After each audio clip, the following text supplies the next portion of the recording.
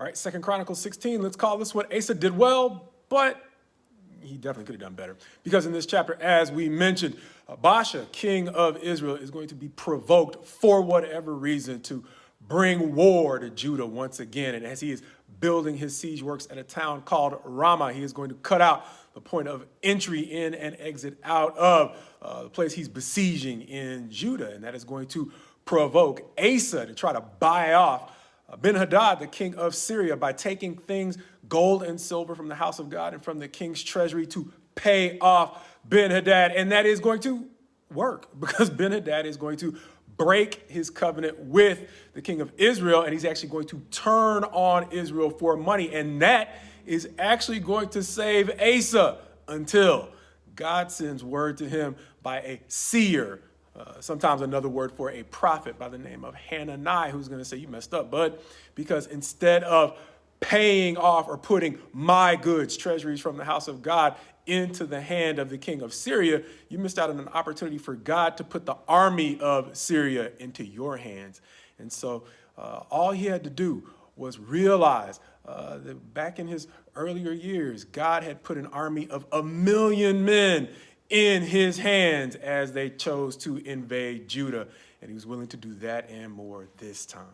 So even though he received the first prophet, well, this prophet he is going to throw into the stocks and in prison, and he's not going to stop there. He is going to lash out at some of his own people and heap abuses on them, as the chapter is going to describe. And his decision to retaliate against the prophet and the people is going to provoke God to retaliate against him, compounding his problems of being deprived of the peace he probably could have had in his later years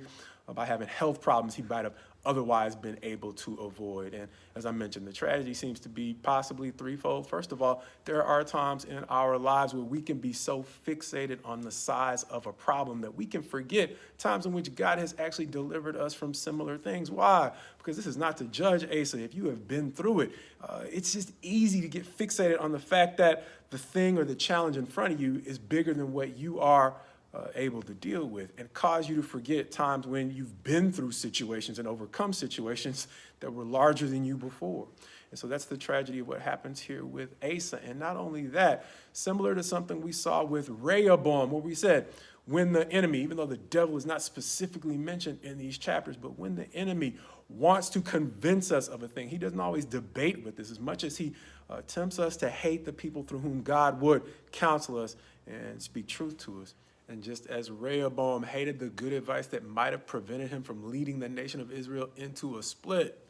this time what Asa is going to do is basically self-destruct, understanding even further that the chapter seems to suggest that God might have been willing to help him out of the health concerns as well. But much like he seemed to fixate on his perceived inability to stand against Israel, this time he seems to fixate on lashing out against those he blames for his condition, to the point where